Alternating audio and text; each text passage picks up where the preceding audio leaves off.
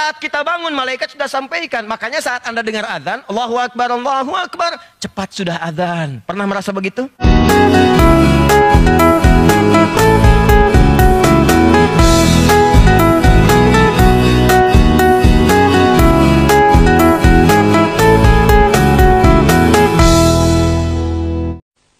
Kalau Anda tanya nikmat kubur, itu wajar, itu harapan. Tapi kalau nggak tahu penyebab tentang siksa kubur, bagaimana kita bisa menghindarinya?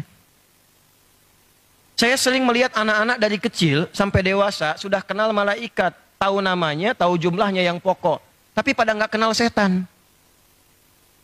Itu yang menyebabkan banyak terjebak di dalamnya karena nggak kenal setan.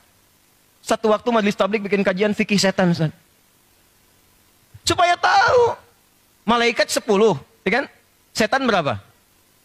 Yang pokoknya ada 9. Tapi 9 dengan 10 ini kinerjanya sama-sama. Satu provokator, yang kedua motivator. Betul, disebutkannya sama. 88 kali, malaikat 88, setan 88. Saat kita bangun, malaikat sudah sampaikan. Makanya saat Anda dengar azan, Allahu Akbar, cepat sudah azan. Pernah merasa begitu? Itu malaikat.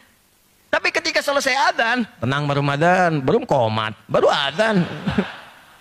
Ustaz aja belum nyampe. Nah itu setan. Setan. Nah setan itu jenisnya bukan satu. Yang pokok 9. Ada setan godain orang sholat.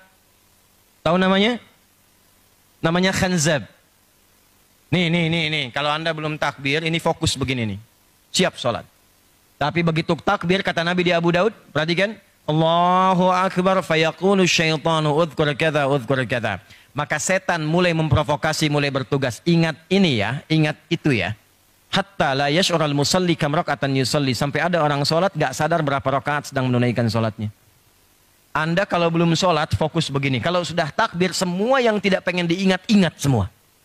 Gak percaya silahkan. Terduhur nih ya, Anda sholat. Ini kata-kata saya cuma keblinger. Yang dahsyat apa? Kenapa yang digoda DKM? Kalau jamaah satu digoda, yang lain datang. Tapi kalau DKM digoda dan DKM-nya rusuh, jamaah males datang. DKM-nya begitu, nggak mau ah. Setan rumah ada.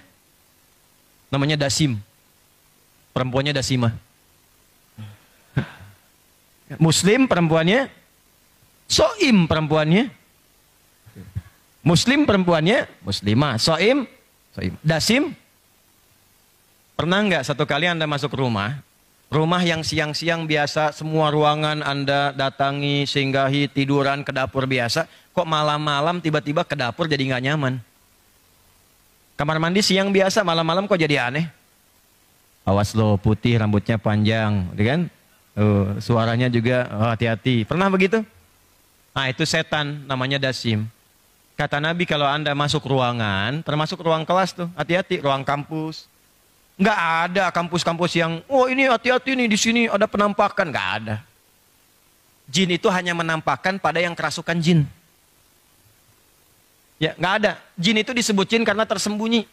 Lawannya ins, nampak. 18 kali pasangan ini disebutkan di Quran. Ya ma'syaral jinni wal, wa ma khalaqtul jinna wal. Nah, jin itu artinya tersembunyi. Jin tersembunyi, fitrahnya nggak nampak, tersembunyi. Jadi kalau ada jin melakukan penampakan, itu jin sedang punya masalah. Keluar dari fitrah. Apalagi manusia yang cari-cari penampakan jin. Nah baliknya, ins itu nampak, kelihatan, realnya ada.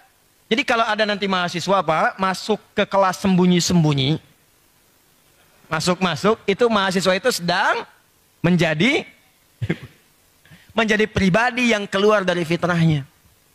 Balik ke tadi, masuk kelas, masuk ruangan, tidak ada yang mencekam. Solusinya kata Nabi, ketika Anda masuk ucapkan salam. Assalamualaikum.